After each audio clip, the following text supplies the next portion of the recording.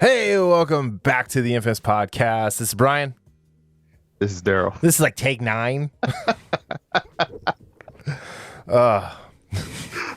Welcome to the we screwed up like 7 takes in a row. You know, the second you said, don't say anything till you hear me talk, I almost burst out laughing. Yeah. I almost burst out laughing. Yep, I know. That's why I tried to go quickly. Anyway, hey, this is episode 320. Hey, Peaches is part of the crew. Yeah. So obviously we're talking the final season of The Expanse, episode 2. We are talking about the penultimate, good to use my word, episode of Hawkeye. And then we have news bites on things like Black Panther and Kick-Ass and Henry Orenstein. Yes. And if you don't know who he is, Darryl will explain that to all of us. I got a weird like ASMR thing going on right now, don't I? Yeah, you did. Like, hello, Darryl. Did I send you that one where the the guys were in the car and the one dude leaned over and like was like, "Daddy," and the other dude's here. And then he did. You said that. I thought I did. I'm not quite sure why I'm so quiet right now. And it's not like my mic is quiet. I'm just not talking very loud. Anyway, so we got news: Black Panther, Kick-Ass, Henry Orenstein, Hawkeye, The Expanse.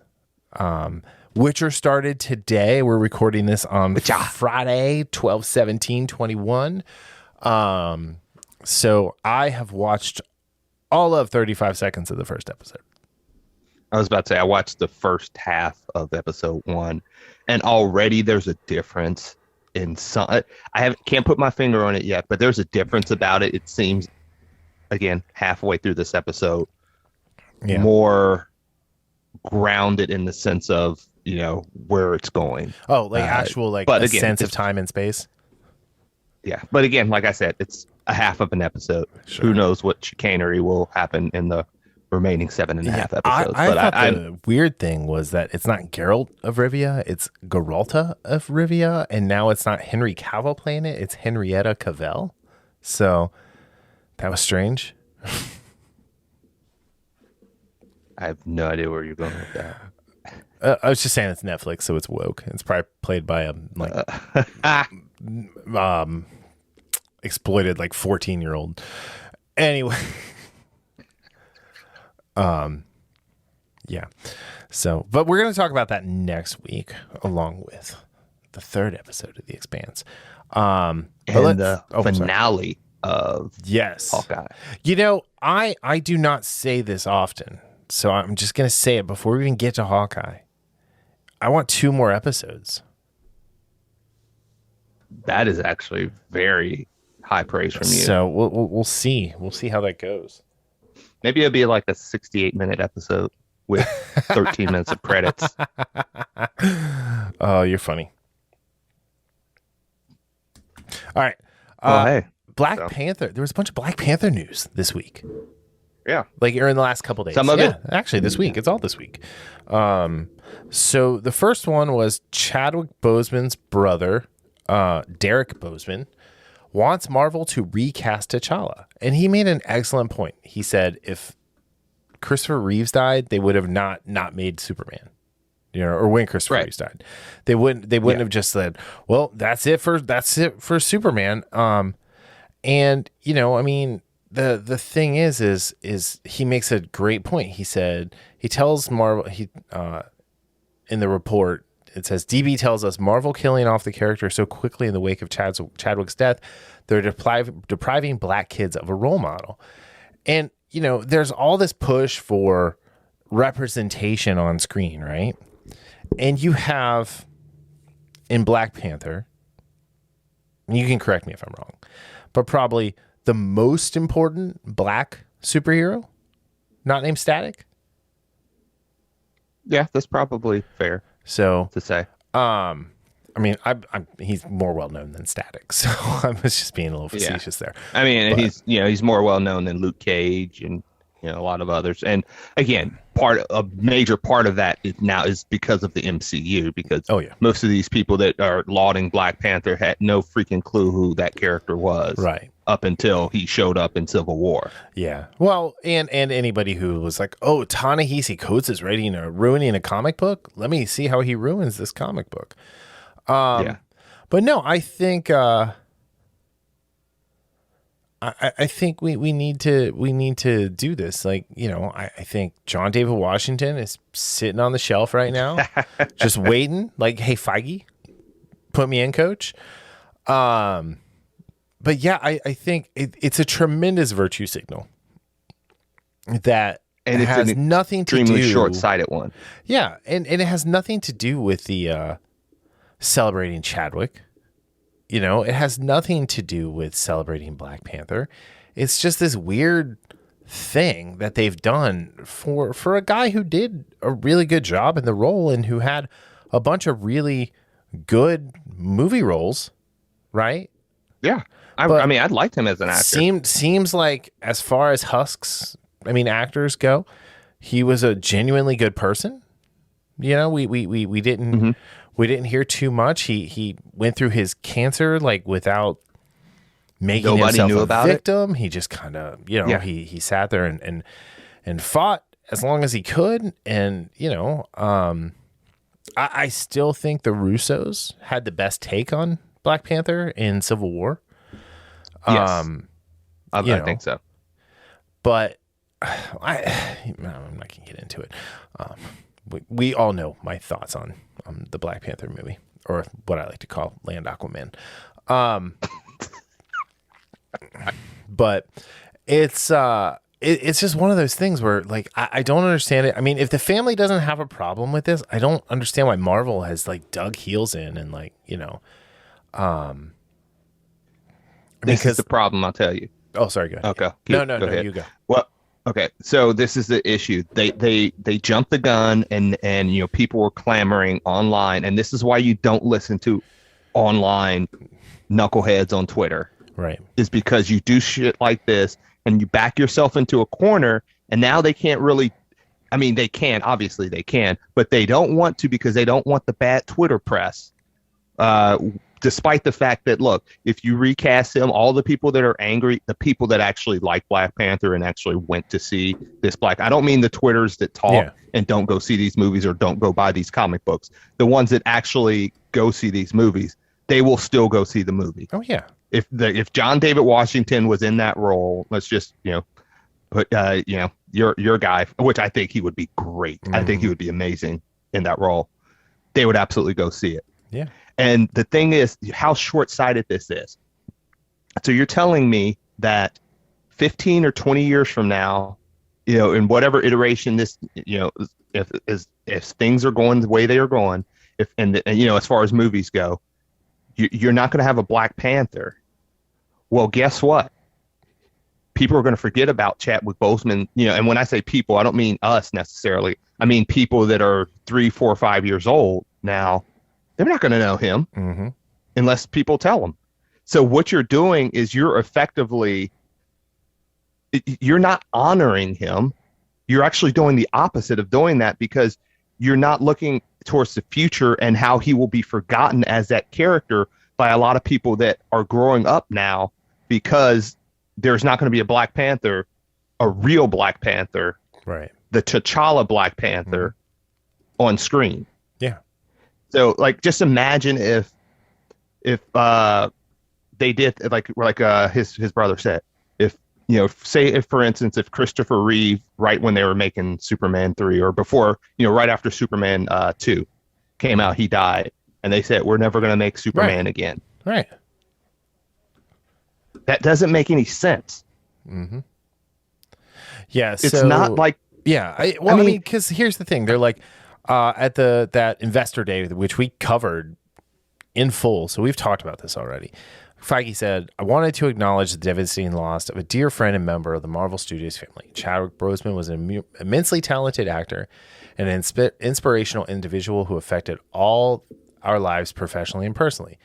His portrayal of T'Challa, the Black Panther, is iconic and transcends any iteration of the character in any other medium from Marvel's past.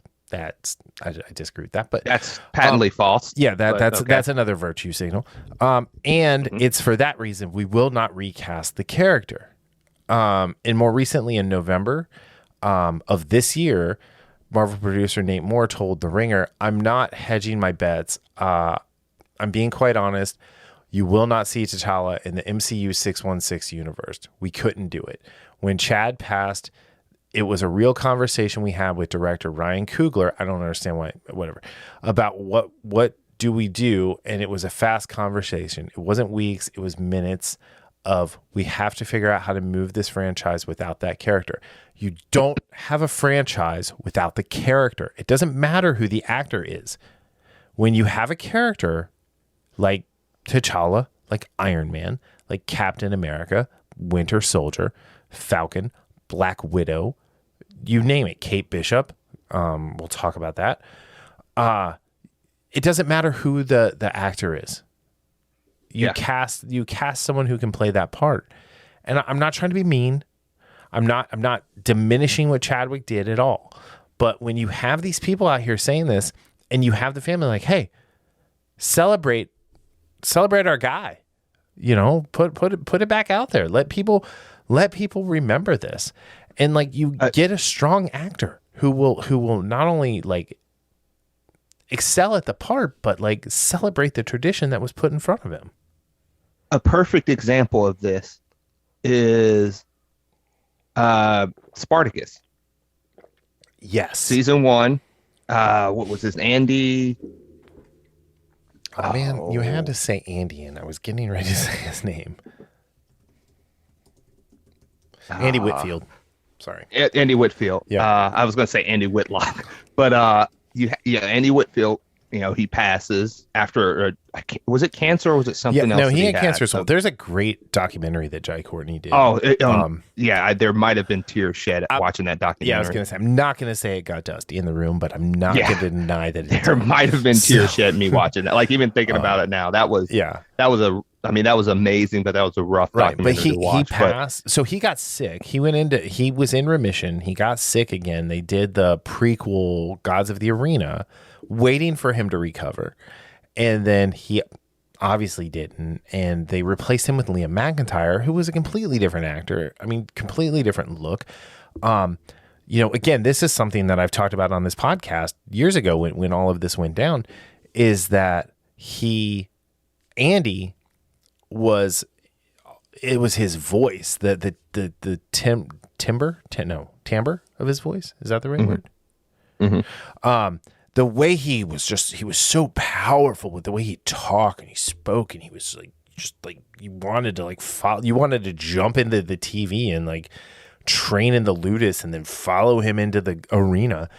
And then Liam was about like that look, right? He would just stare. Yeah, he had the piercing eyes. He'd stare through the TV and like he'd be like, I'm gonna hop onto the battlefield with the gladiatorial slaves and fight for the freedom of the Romans or from the Roman Empire, for the Gauls and the Celts and the Africans and the Spaniards and whatnot.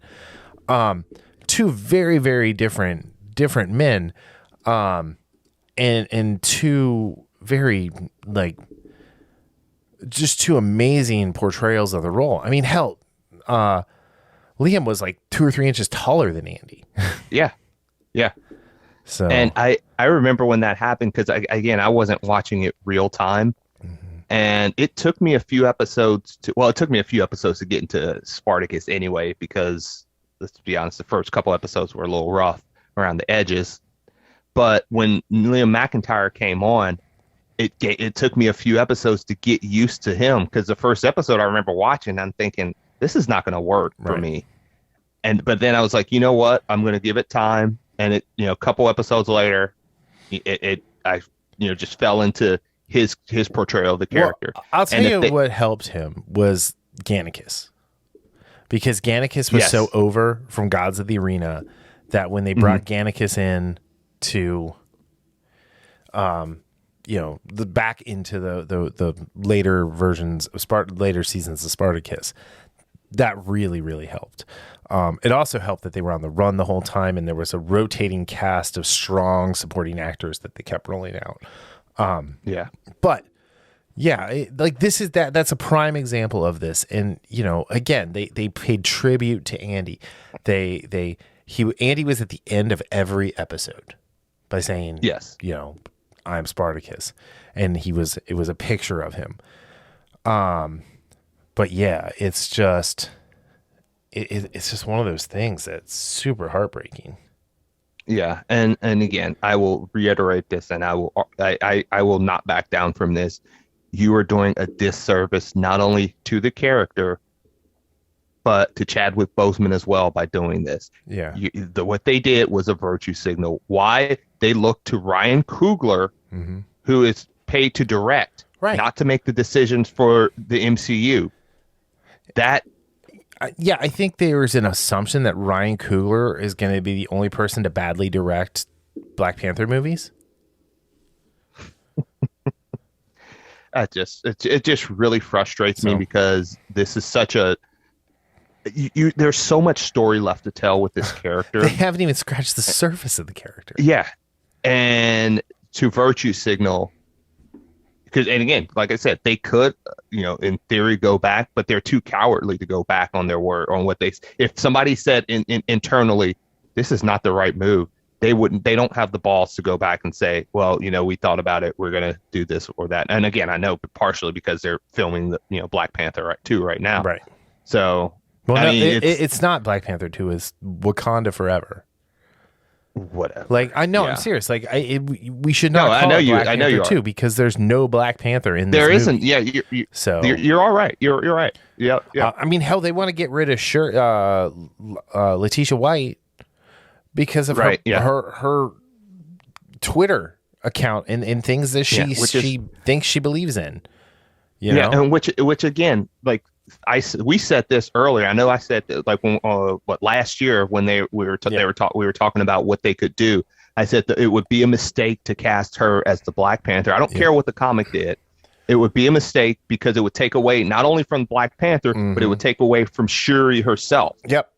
And I want to see more of her as Shuri, not as the Black Panther. And when she's Shuri in the comics, Black Panther, T'Challa's still around. Yeah. So anyway, all right. So the other Black Panther news is that Michael B. Jordan is, I don't know what's going on with this guy. I've been high on this guy since The Wire, when he stole scenes as Wallace. And like, sorry, Jason Street and Maddie. He's the best quarterback on Friday Night Lights, but Maddie Saracen. But he's whatever the JD, whatever, that little douchebag.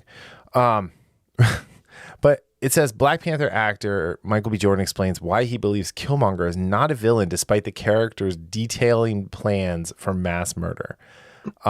He believes that Eric Killmonger is not a villain, and his comments to Taylor Rook from the Bleacher Report.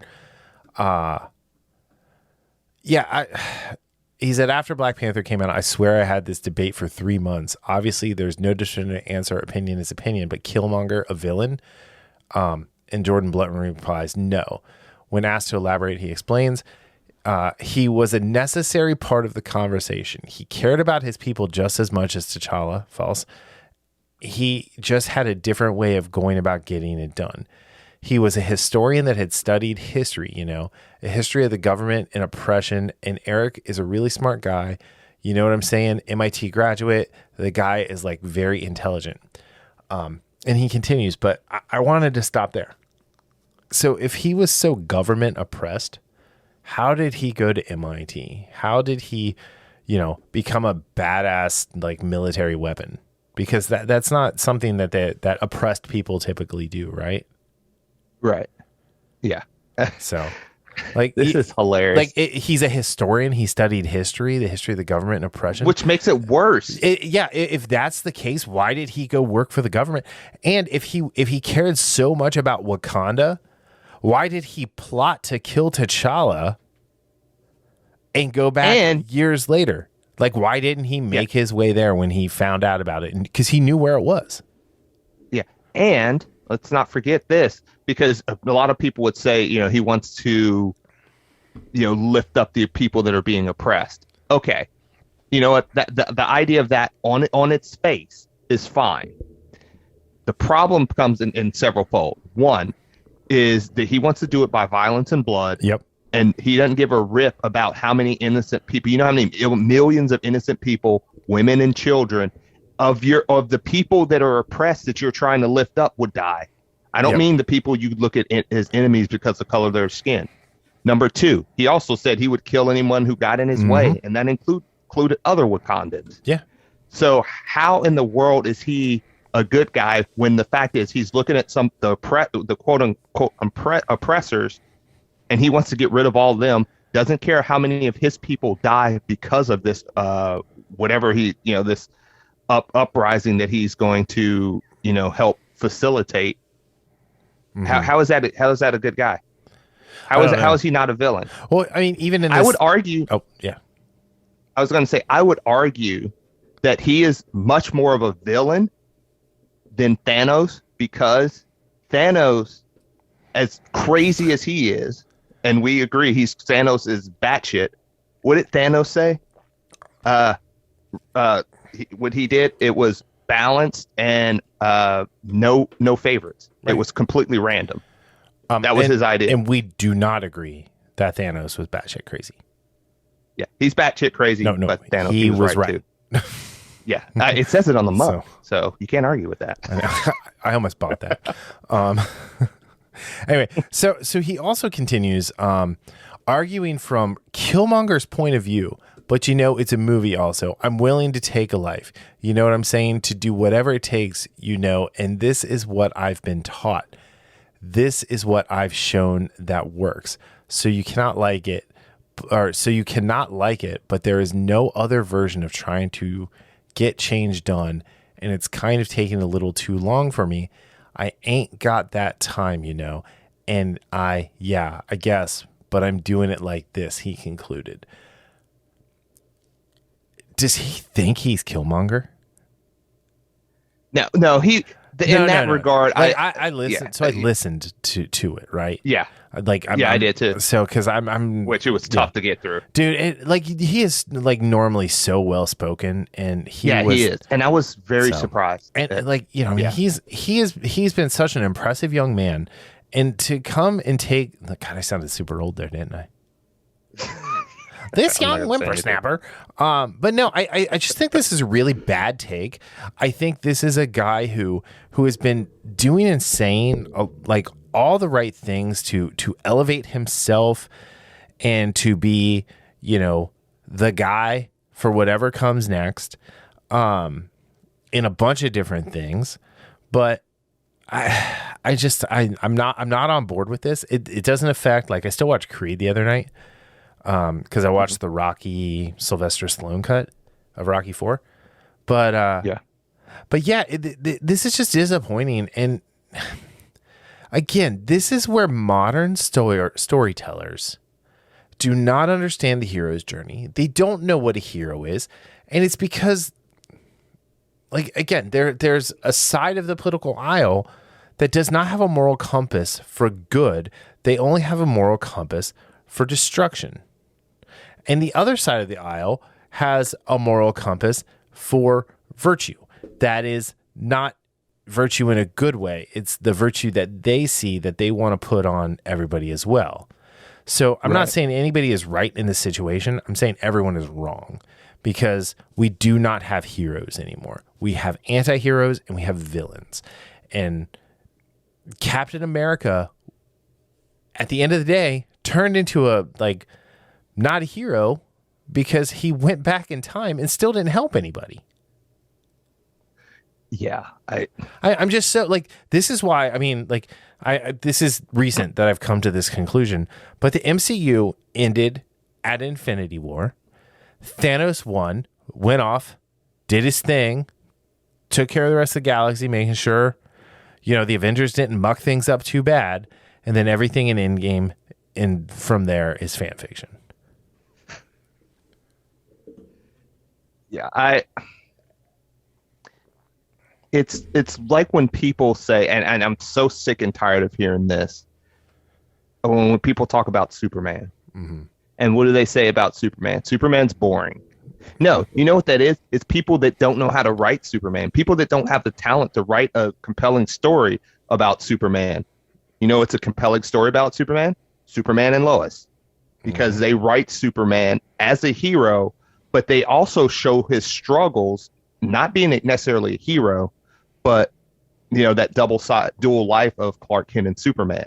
It can be done. They did a great job with Captain America until, you know, and that point, what you're saying is it is true. That's not something I could see Steve Rogers doing. Is just laying low for what 80 years, not doing anything. Like there's a lot of like when did he go back to Peggy? Like, was it the 70s? Was it, that's true. Yeah. Was it the 40s? Because, anyway, I'm assuming he went back to an age appropriate time where, he still enjoyed her. I just like, I don't know. I just think all of this Black Panther stuff is sad. It really makes me sad because it's a character that they scratched the surface with. It's a character that is vitally important to Marvel storytelling. And when you have people saying like, oh, this is the definitive version of the character, I think Christopher Priest has something to say about that.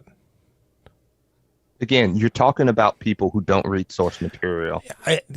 So, I mean, and again, when somebody like studio heads say stuff like that, it's in one ear and out the other, because I know they're just talking to talk and to talking to their, those people who, the Twitterites, I will call them, where Twitter is their religion, people like that. They don't because again, a lot of the people they're talking to don't go see the movies. Yeah. All right, let's move on to speaking of things where people move on to other things. don't see the movies or read the comics. Kick-Ass is getting rebooted. In 2 years, according to director Matthew Vaughn, says a big insane reboot is coming in 2 years. If you don't know, they rebooted Kick-Ass in the comics. Dave died. Spoiler. If you read the comics. Good job, man. It was in Kick-Ass 3. Nobody read it anyway. But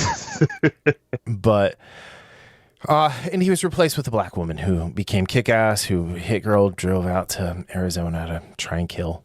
I didn't get that far in that yet. Don't bother. It's all bad. Yeah, I mean, none of it is good. So I read the first. It has nothing to do with the fact that it's a reboot. Like, it could have been a reboot and it could have done really well because Dave died, and but yeah. So I just real quick on that. Patiently, when I gave it a chance, I read the first 5 or 6 issues, and despite them doing the tokenization of the Kick-Ass character, I thought where they were coming from at first with her was okay. It wasn't too bad. But what happened was, what they ended up doing was just making her almost a generic vigilante. Right. In the sense of, you actually did have a compelling story where you could have told with her, but they just didn't get it done. And as mid as the comic was, the first 5 issues. I will guarantee that the adaptation is going to be even worse. Yeah, I mean, it's not going to have any of the restraint that the comic had about, the character and what was happening there. But I mean, yeah, it's just it's disappointing at best. It's criminal at worst, if you will. Not really, but it's just, I mean, it's a stupid comic book. I don't know. I mean, are they going to bring back Chloe Grace Moretz to be Hit Girl? Is she coming back as Mindy? You know, I mean, Patience Lee is an interesting character because she was a former military. So, I mean, she was actually like more qualified than Dave to be Kick-Ass. Oh, absolutely. Yeah. But that's not where they went. Right. You know, and that was my disappointment. Yeah. So, because the other thing is people wanted to see Kick-Ass 3, the third series, made into a movie. I don't count myself amongst one of them, but you know, I mean, I actually loved, like, the first Kick-Ass comic is great. I loved Kick-Ass 2. Yes. I loved it. I like Kick-Ass 2. Yeah. I'm quoted on the back of one of the issues. It's framed in this office. It was a good quote. That might be the best single sentence I've ever written. But, you know, I mean, that being said, it's just, this is a franchise that does not need to be rebooted. It's a franchise that doesn't really need to continue. Because if they do continue it, they're not going to do it necessarily in a way that, I'm not saying it's faithful to the comics. It's even faithful to the characters. Yeah. So, I don't know. It's one of those things. So, do you have anything else? No, it's like you said. They just should skip it and just. I mean, it's 2 years from now. Who knows what's going to happen, right? Yeah, we're going to be. Yeah, hopefully it'll get put on the chopping block. We'll be in COVID 2025. We'll be in COVID 2437, and people will be taking their 9,000th shot, and or maybe we get invaded by the Chitauri. One can hope. Yeah. All right, so Henry Orenstein, you gotta lead this one because I didn't even know about this until you sent it to me. Yeah. So the original article, and this is where I feel ashamed because Transformers was my jam as a kid, and when we cleaned out my parents' house a few months ago, I was in my old room and my sister was laughing at me because I was like a 5-year-old when I found all like my Transformer loot, some of the loot that was still there. But so the original article is from Geek Tyrant, and it says it's not a right heading, and some of the stuff they write. It says the creator of Transformers, Henry Orenstein, has passed away at 98 years old. Henry Orenstein was not the creator of Transformers. He was, as one of the executives or CEOs of Hasbro said in 2016, he was the catalyst. He actually, back in, I think it was like early 80s, maybe 1982, he was at a New York Toy Fair and picked up this car. And it's like, what is this? And he did a couple things and it transformed into a robot. So these were the Diaclones from Takara. That's a Japanese company. And he knew the president of Takara. And what Orenstein said is, hey, this thing, I think this could be a huge hit in the States. So he was that bond. He bonded because, again, he had worked with Hasbro for 30 years, but until then he had his own company called Topper, and he made some of these dolls that, kids would find in stores back in the 50s and 60s. He had over 100 patents of different things. And so that's how Transformers came to be. He was the catalyst from Takara to Hasbro. And then again, we can't forget about some of the great, creative minds at Hasbro that created these stories of Optimus Prime, Bumblebee, Megatron, and all of those. But without him doing this, without him making that connection, Transformers would have never come to the States or never would have gotten, because again, Hasbro, huge toy company, is what made Transformers what it is today 40 years later. Right, The other thing, this guy has a fascinating story. He grew up, he is a Polish immigrant, and him and his three siblings actually were in Nazi concentration camps. Their parents were murdered during the Holocaust, and some of the things they went through and how they were able to get out and finally get to the States. He mentions. So I found this article is a great article by Abigail Jones from Newsweek from 2016 that is almost 5 years to the day about him, and it says, meet Henry Orenstein, the man who changed how the world plays. Yeah.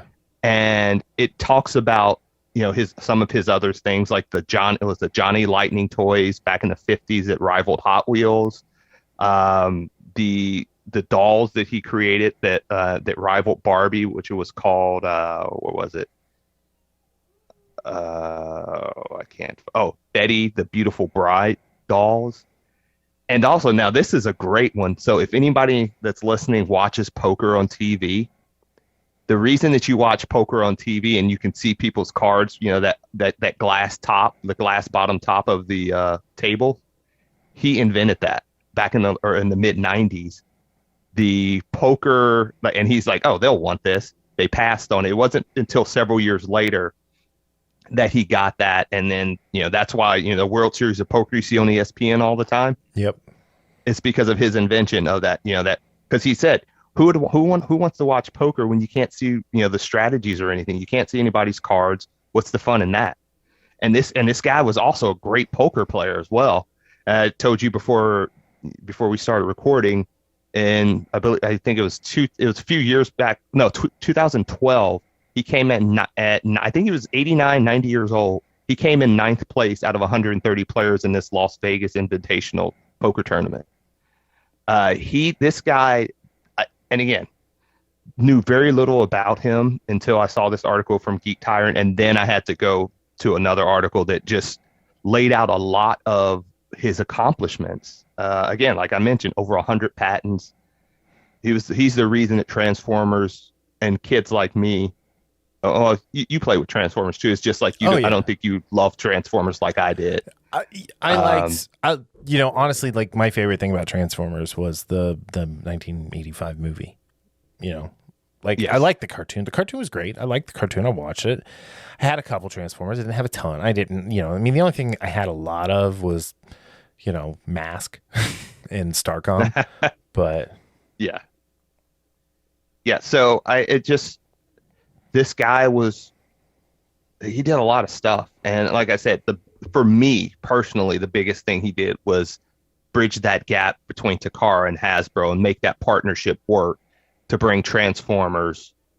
And as they said in the article, Japanese ingenuity and American marketing. And it is, again, we have, I will say, too many Transformers movies, but we've had 5-6 Transformers movies that several of them have made over $1 billion. I think not even counting one have made over $1 billion. Yeah. The last one absolutely did. The Mark Wahlberg one. Yeah, the second one.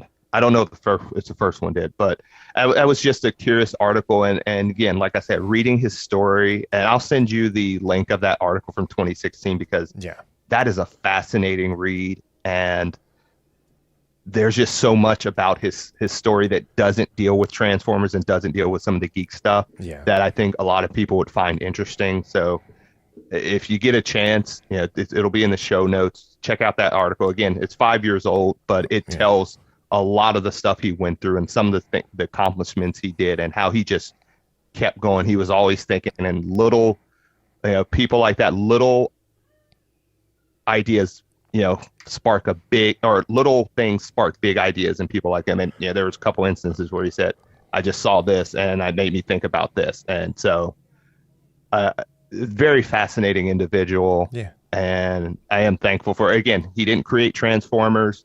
They're, the inventor of the Transformers, just so you know. And again, this was in that documentary, The Toys That Made Us. Right. There was a Transformers episode, which was great. So I had the names, this Kojin Ono, Takashi Matsuda, Hideki Yoki, Hiroyuki Obara, and Satoshi Koizumi. And those are the ones that are kind of the guys that are, put in as the creators of the Transformers. Or like I said, for Takara, they were the Diaclone and they were the Micro something as well. So, but without Orenstein, we most likely would never have known about Transformers. Yeah, no, you're right. I looked it up real quick. So Transformers, the movie, made $5.8 million worldwide at the box office. All of that was domestic as well. So, and it opened a little over 1.777 million. Transformers made 708 worldwide. It did 319 at home. Revenge of the Fallen made 836, 402 at home, 836 million. Dark of the Moon did 1.123 billion with 352 at home, so that performed better overseas. We're going to see a trend here.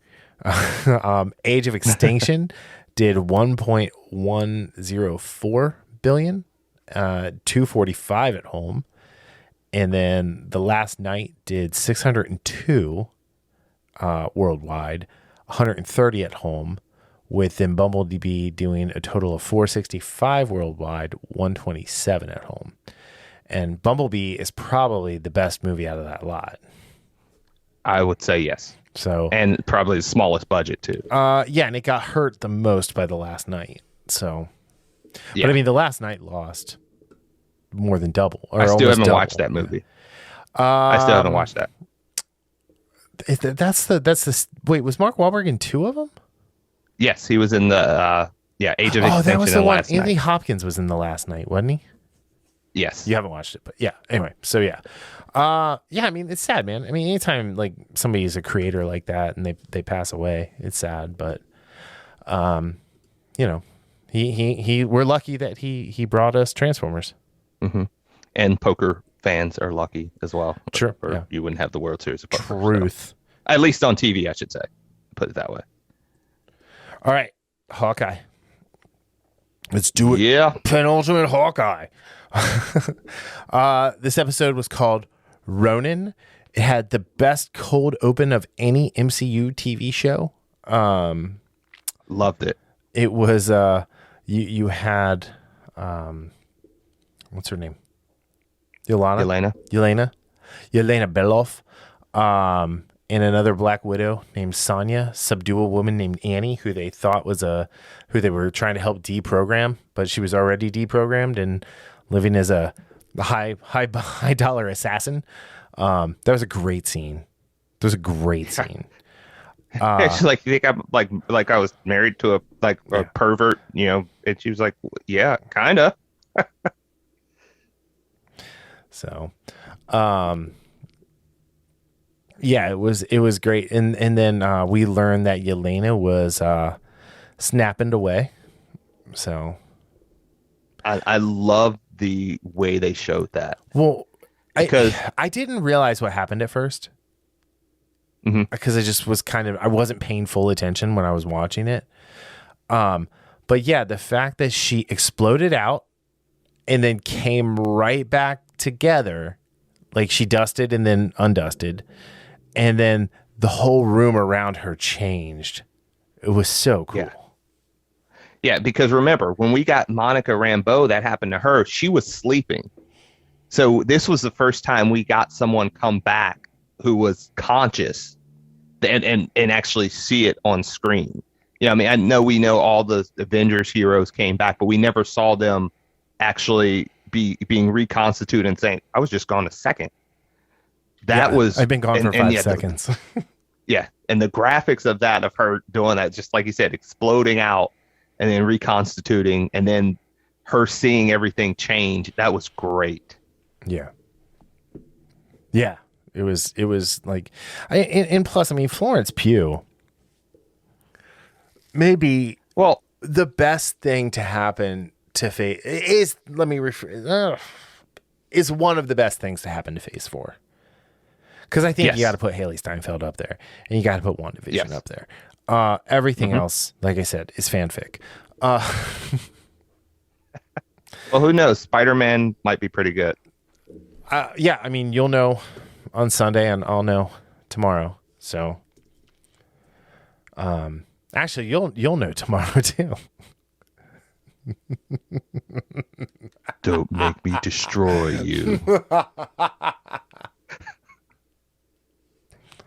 That's my real laugh. Hey, you sounded like Hedy Lamar or Headley Lamar with that laugh. I was waiting for you to choke on a cough drop or something, or a lozenge.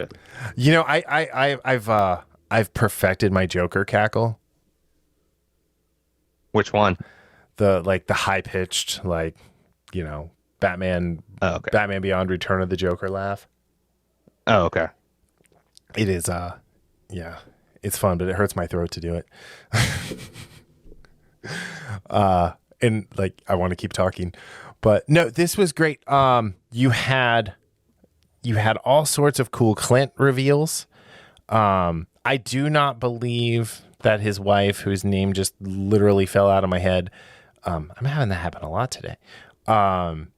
Laura, thank you. She's not Bobby. She's not Mockingbird. I'm gonna guarantee that. Okay. Again, and one of the things I said is that she's either. Well, I didn't say she's either. I said she could be that, but I think she has a history because I truly believe that, even though what you did say, and it's further kind of emphasized here, is their partnership. So there is that possibility where they're playing tricks with language, because one of the things she says in this episode is, I don't remember exactly how she said it, but it's like, I'm more than anyone know. Yeah. Or I as much as anyone know Right. X, Y, and Z, like what he's going through. Yep. So, one, regardless of what she is, I love their partnership. Yes. I absolutely love it. And And I Linda truly Cardinelli- want to see more of it. Linda Cardinelli Yes. is great. Yeah. So, did you ever watch Daddy's Home? Those movies with think I watched Will Ferrell and Marky Mark. Yes. And So- Mel Gibson was the father in the second one, wasn't it? Yeah, Mel Gibson and John Lithgow. John- And then John Cena is the ex of Mark Wahlberg's second wife. Yeah, those are funny. Yeah. But, I did like those. She's great. She's great in those movies. But I mean, I've been a fan of hers since Freaks and Geeks. So, just getting my hipster cred out there. But Yeah. so no, I mean this was really good. Everything about Kate was good in this episode. Everything about Kate. The scene with her and Yelena in her apartment, the whole macaroni and cheese thing. I loved delicious. when what? Yeah, delicious. It's delicious. I loved when she's like, when Yelena's like, "This is my first time in New York." What? It was like that was actually the most terrifying thing you could ever see an assassin do. Is try to act like a normal person. Oh yeah, because it just felt so wrong. Yeah.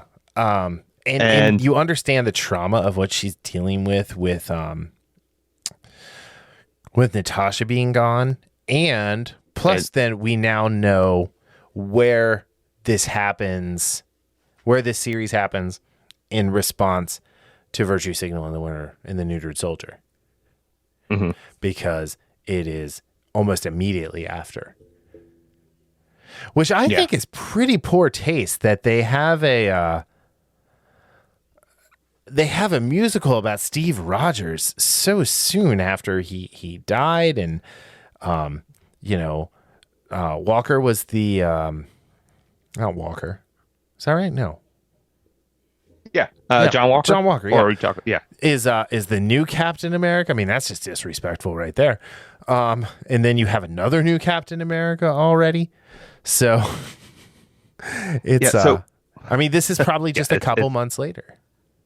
But let's be, like I said, people take how many times have we seen people take advantage of tragedy and make a buck? That's every single day of human existence. Like let's not mince words about it. People are horrible. Oh, you're absolutely So getting back to, like, kind of reiterating what you said, I loved everything about Kate as well. It was interesting because she was absolutely had that face of defeat when she first comes home, and she's just kind of like giving it up until she runs into Elena. And then she's like, I can't give up because, well, obviously this woman's come to kill Clint, and there's a him know that. Great line in there where Eleanor says, "Does Clint and Barton think you're a superhero?" And she said, "No, I did." Oh man, that was And it was like that was the humility that the character needed to grow. This is where Kate Bishop and Rey. This was the moment Rey needed in The Force Awakens.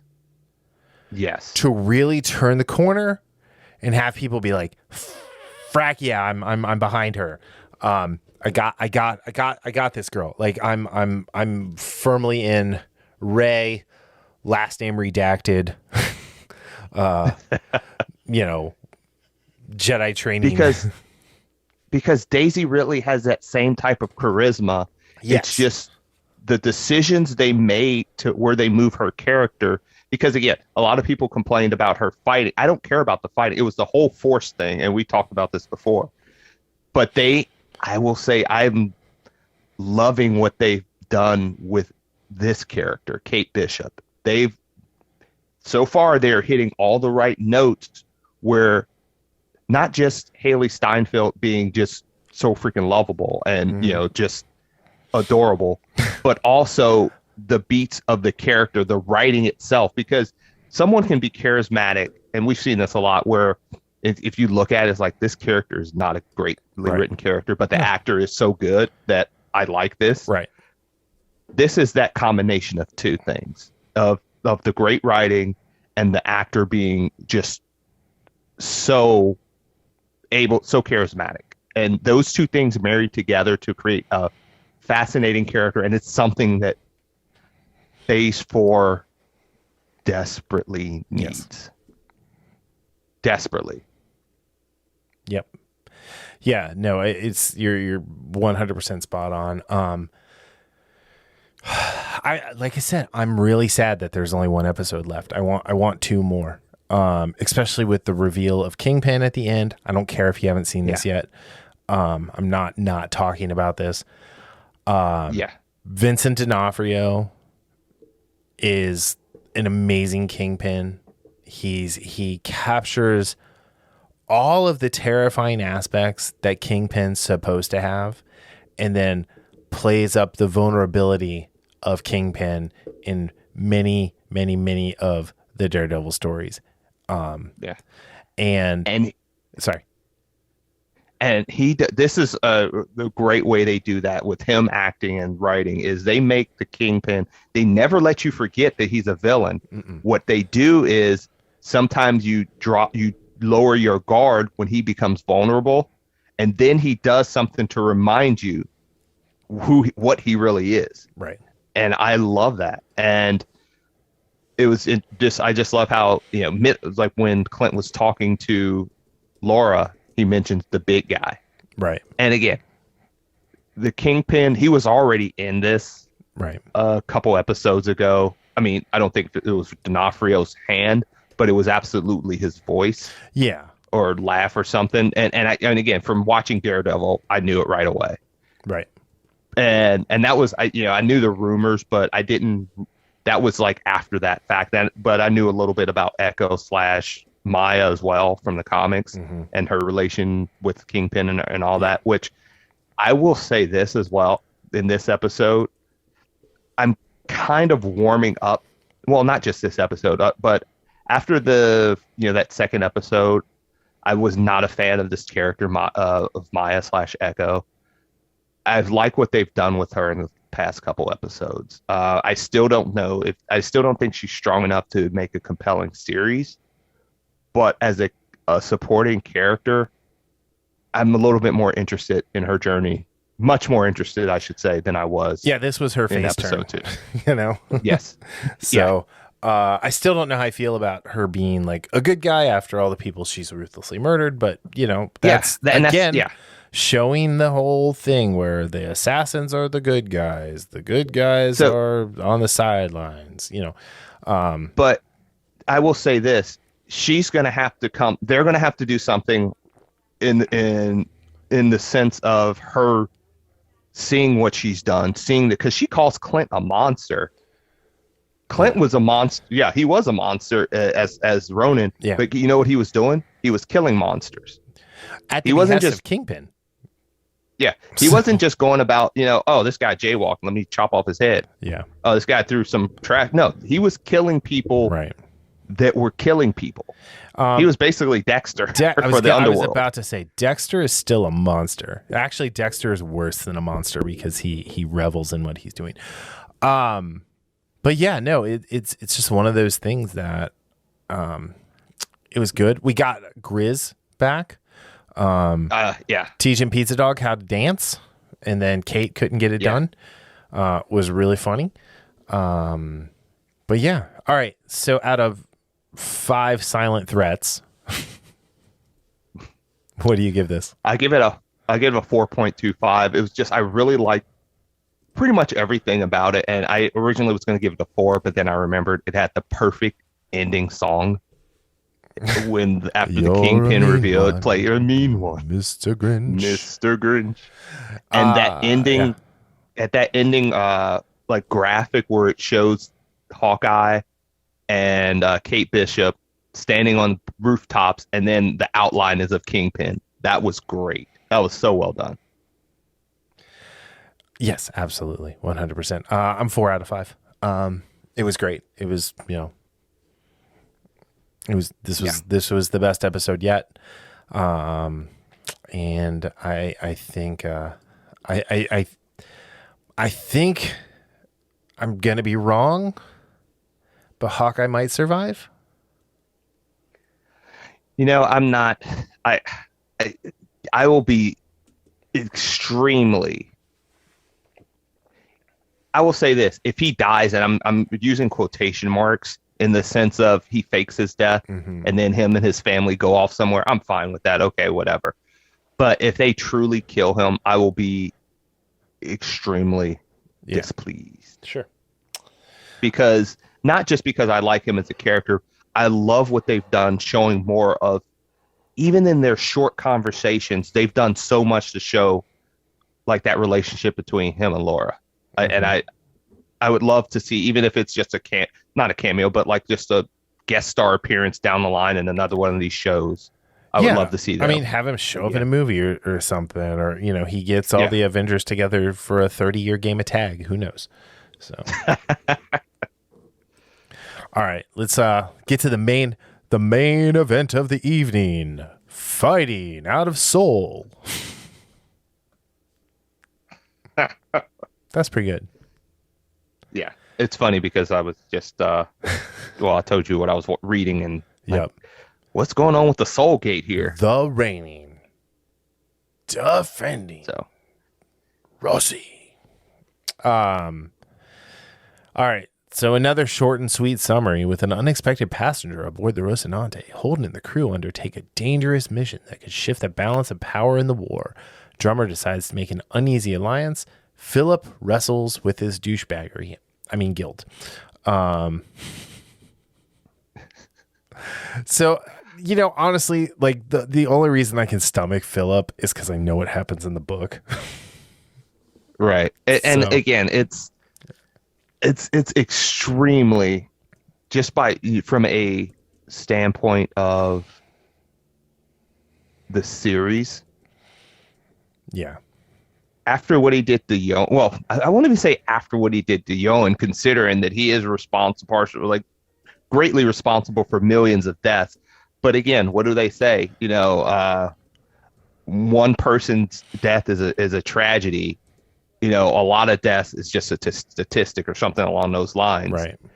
When you put a face to something, it makes it more personal. And the fact that and again, because Yoan is not any much better, he wants to kill Earthers too. Yeah. Or, Innes. Yeah, not even Earthers, Innes as well. Innes, Earthers. But shooting his friend like that. Yeah. And it's talking about a face turn, that's going to be really tough to sell. Well, again, I'm not spoiling anything. We know what happened or what's supposed to happen to him, and he has to have that. It just makes sense. But it's like also like on the flip side with Naomi, you have the guilt that talking about someone who's wrestling with guilt. It's Naomi on the mission. She can't even jump out of the ship to the other ship, which is something, to Beltawala like her is second nature. Well, remember season 5, she did that, above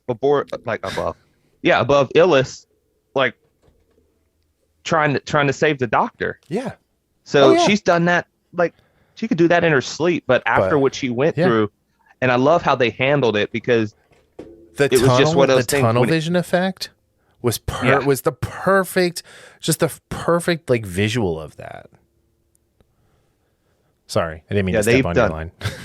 Oh no, you're right. And again, one of the other things you were talking, like just the visuals of, and some of the like the camera shots that they choose, not just from us, like, because again, I was going to mention that battle with the Azor Dragon. When you mentioned the spatial, the distancing that they use with that and everything, but it's not just that; it's those character moments too that they use. They use that with Naomi. They used that with her last season, and they use it here. Just that. And remember when Bobby went to save her last season, in that finale, and she's just like tumbling around in space, and you get everything from her perspective. Yep. It's her POV, which is like exactly what we would have got in the book, right? Or let me rephrase that: exactly what we did get in the book, to a point. But this is where we need Alex to lighten things up a little bit, or they should have brought that other pilot from the book in. Instead of having to be Bull. But, that's neither here nor there. Because Holden's a pretty badass pilot, apparently. Yeah. Well, I mean, he was in the Navy. He's been in space for a long time. But no, the whole thing. And then I want to talk about the strange dog thing last. Just because I just do. But when they're docked for the resupply, the guy is like, "Wow, I'm helping real life privateers." I thought that was like, it made me wonder how many of like the East India Trading Company, like members when they were privateers going around, or where the privateers were fighting the East Indian agent, you know what I'm talking about. The thing. Come on, man. The thing. The thing. No, the East India Trading Company. When the privateers were out there and they were getting help from like the citizenry and whatnot around the Caribbean and the Bahamas and up into like the Keys, how many dissidents helped them and were happy about it. I thought that was really great. It was just a nice change of like, anytime you go to a port, it's just horrible that we've had with this show. It was the first time anyone said anything nice to anybody at a port, like Hatch leaving or going. But no, that was really good. And then finding out that Bobby's coming on board. Well, not Bobby, just that a mission specialist is coming on board. And Holden's like, we didn't request new crew. And the guy's like, no, this comes from up top. This is from the old lady. And Holden immediely calls Clarissa, and he calls her Peaches. And I thought that I love that. I talked that to you. Talked to you about that this morning, about how in the book he doesn't do that. And it's not a miss in the book, because this Holden is he's a little different. Plus, we don't have his inner monologue, so. Right. So he's like, Peaches, go to your quarters, stay there until I let you know. Was a really important moment. And then at the endish of the episode, when he goes and gives her, honestly, the most polite chewing out of ass that has ever happened. Yeah. And he's, he calls her Peaches again. It was great. And then Amos emphasizes it by calling her Clarissa, which I thought was really a nice, like, emphasis, the emphasis, if you will, of what happened in that moment, because he tells her, he goes, you just got chewed out. And she goes, I know, but he said I'm part of the crew. And it's like, fuck yeah, I did. And like she gets teary eyed. Yeah, I love that. So scene. I thought that was great. Yeah, and again, Clarissa saved Bobby's ass when not only when Naomi freezes up from that that just the issue, what she went through trying to get to Holden and almost dying in space alone, just on the float. But so Clarissa jumps in there, and that's what Holden was chewing her out about.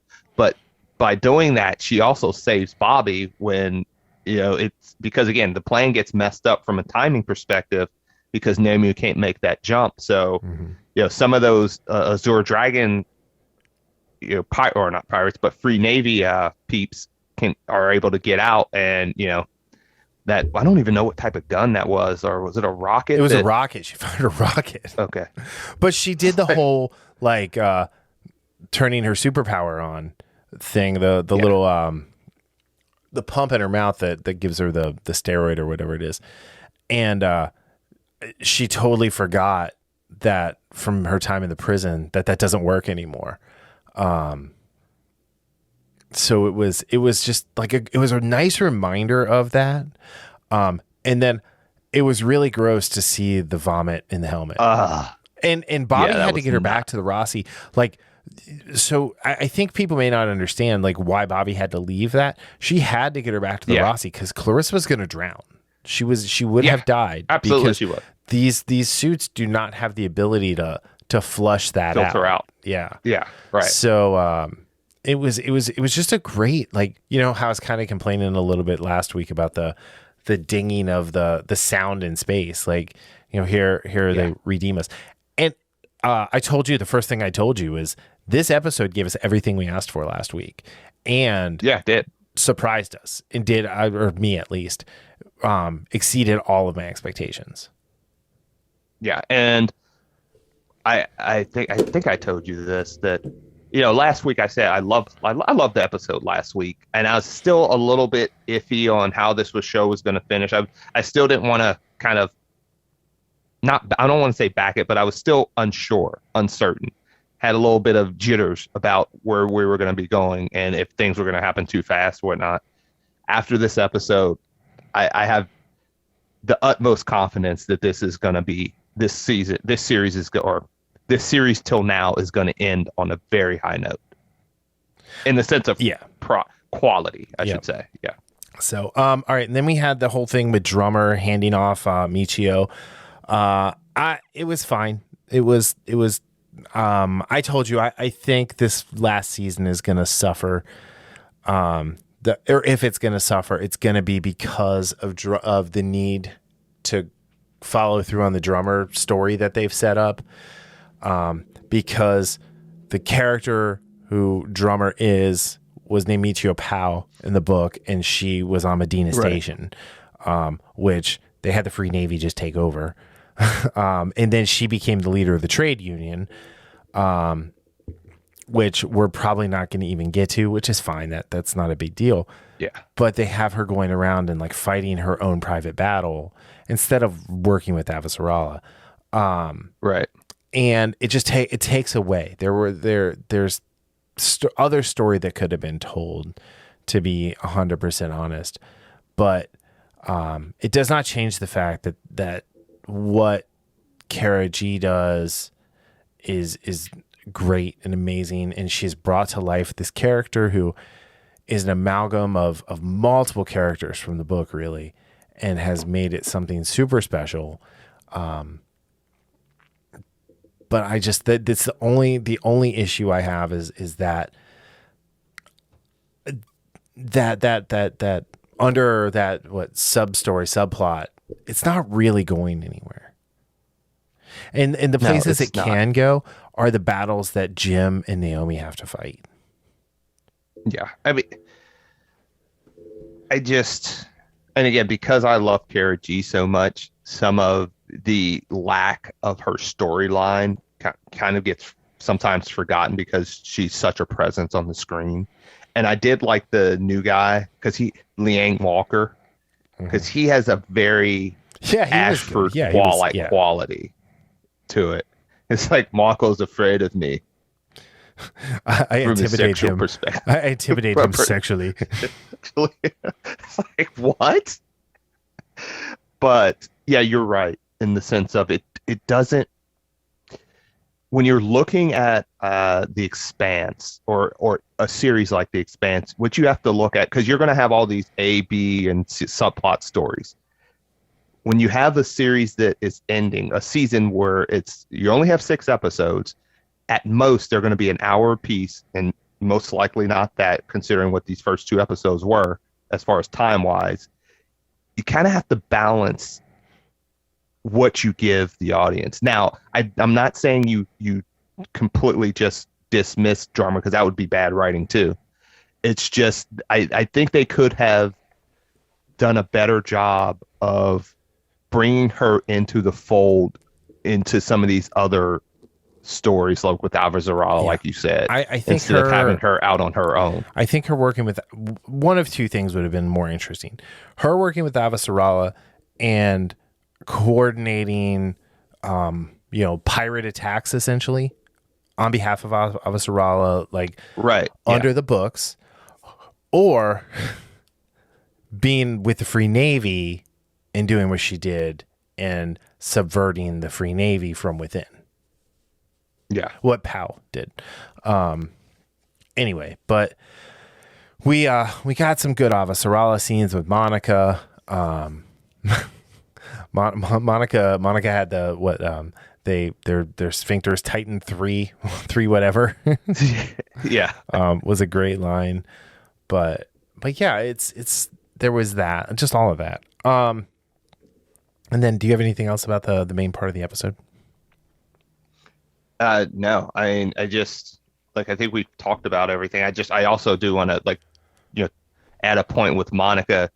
She's one of those, I really like her in the sense of not being afraid to, stand up. And it was just interesting where Avazarala wants her to put a human face on the casualties of the war. And again, like I said earlier, with Philip, he's killed millions. That's a statistic. As horrible as it is, it's more horrible than killing one person, even if that person's your friend.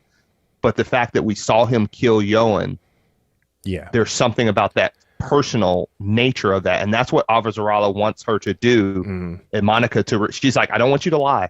I just want you to report the human stories, putting a face to, the Belter's enemies, and seeing that some of these people didn't do anything, or not some of these, many of these people had nothing to do with your oppression, and you're killing them and their children and their wives and whatever. Right. They're people like you. And I thought that was, again, that's totally an Avazarala thing as far as, thinking ahead. That's why I liked your idea about her. If Drummer was working with her, on that pirate perspective, off the books, so or something along those lines. So where all of that, what Avazarala was saying, right? If you remember in the book, because I know I've read a little more recently than you. And it's not like a flex or anything; it's just true. No, you have. I mean, it's true. But they were on Medina Station, and Monica was going around at the direction of Holden to interview these people and to get their stories. Yes. Because if you remember, it was Holden and Monica who solved the problem of ships going Dutchman, and really, really pointed out what was going on there. And it was all because of that. And through that, Holden and Monica formed a really great, just like, I want to say fraternal, like brother and sister, like, bond, familial bond. And work together to save. They're the two who actually kept the Innas and the Belters from tearing each other apart, free of Marco, and what led eventually to the defeat of the Free Navy. Yeah. So then we got a little bit of that today, or in this episode, where Holden asked Bobby, have you ever heard about any ships missing? And he showed, you see that photo of the Barkeith going Dutchman. So I'm wondering if he's going to do any coordination, because again, remember, Monica was the one that pointed out that, hey, in that firefight they were in, there was a missile that was unaccounted for. She was the one that pointed that out. Right. And they're like, well, maybe that's where the proto-molecule was. That's how they got it out of there. So yeah, that's okay. I did forget about that. It's like one of those things, once you kind of jog my memory, I do remember that. So I don't know if how they're going to do that, because they're far away. I don't know if they probably won't coordinate, but 4 episodes left. I mean, there's a lot of ground to cover. But again, after these 2 episodes, I do have faith that they're going to take it into the end zone with it. Yeah. And I don't think they're going to fumble it at the 2-yard line like I was worried about. Yeah, I agree 100%. All right, so the stingers, the opening stingers, which they're doing exactly what I want them to do with that, right? It's before everything, right. And then we get the opening credits. So Kara gets back with Mama Bird, the Sunbird, which, by the way, I reread Strange Dogs in between Friday, like, last time we recorded and today. And so in the book, she was just feeding them bread. She was like just tossing bread out because she saw it in hollow from her family back in Paris, which was the most innocent thing ever. And she was innocent here too. She fed Mama Bird a power bar, or not power bar, protein bar. And they didn't go deep enough into about how the Laconian landscape actually is bad for humans. Like the tree of life of Laconia, as they refer to it in the novella, is really bad for humans. Like they have to actually condition the soil to grow food that humans can eat. The other thing was, and I understand why they're not doing it because of budget. There's 5 of the dogs, not just 1. But when she steals the drone and she goes to bury Mama Bird and help get the babies up into the nest, that's right out of the book. And unfortunately, she crashed the drone right away. In the book, in the novella, she gets down to the last bird before she crashes it. But I thought it was really interesting the way the dog, and just because they never actually gave them names, they just still call them dogs, strange dogs, stole Mama Bird. It was like watching Toph, my golden doodle, for people who haven't ever heard me talk about her, when she steals one of the kids' scrunchers or one of her stuffed animals or a sock. She's very, very sneaky, and then she's gone. And it was really cool to see. I really can't wait for next Friday already, or actually Thursday, as the case may be, around 6:30 actually, Eastern time. The episode was live. Super early. Yeah, I loved it. I was like, I wonder. I was so happy I looked. But yeah, so it's just great that they're doing it. We got to meet Zan. We got a little foreshadowing of Kara running and almost getting hit by the cart. Sorry. Of what's going to happen. Maybe to Kara, maybe not. Down the line. But yeah, here's what I'm hoping for is we're going to get these stingers, and then at the end of the last episode, we're going to get the little final bit of the novella to send us off. What happens to the crew of the Rossi happens, and then the epilogue is the completion of the 6 stingers. Yeah. So that'd be great. And I think that's kind of, I think that's where this is going. So, again, I have the utmost faith in that they're going to do this right. They're not going to be able to get everything, but I think they'll get the most poignant parts to wrap this story up. Yeah, I agree. And 100%. to maybe and to give that opening, that crack that door for the potential of maybe down the road, doing another series of movies, of another couple series to finish out the trilogy. Whatever. I think you can finish out the last 6 books in a total of 9 hour-and-a-half episodes. Depending on who wants to do it and the kind of budget, because it's going to need to be a little budget heavy because of what happens with Laconia. Right. Yes. All right. So out of 5 Martian MMC power suits, what do you give this? I give that a 4.5. I was low on the totem pole versus what you gave last week, but this was every bit as good as last week, but in several respects better. And again, it massaged my hesitation in going all in with this season. Yeah. And it said, just relax. We got this. Yep. So 4.5 out of 5. And I'm really looking forward to seeing what they do with these last 4 episodes. Yeah. I did 4.75. Because I thought, I liked it better. What? Yeah, you're doing the quarter points. Oh, well, taking that from me. I did 4.5 last week. So it's like, yeah, I'm not ready to go 5. So, I might go Meltzer and do like a 6 out of 5 at some point. But yeah, no, this was great. I can't wait to see what happens. I'm not watching the previews for the next week's episode. I didn't either. I'm sure it's out there, but I'm just super excited to just walk into all of this with my book knowledge and see what they're going to do to exceed my expectations again. Yes, agree. I think that's a fair way of looking at it. I think it's like just kind of based on the trepidations we had on the trailer. It's the way to go in and make sure that I enjoy it most. And I love the series. I love the books. I love the show. I was talking to a buddy who he likes the show, but he doesn't like Steve Strait. And I'm like, what are you talking about? Like he's the man on the show. Yeah. Like not only was he War and Peace and Sky High, but like he's James fucking Holden. So man, I love that movie. I'm a huge War and Peace Sky High stan.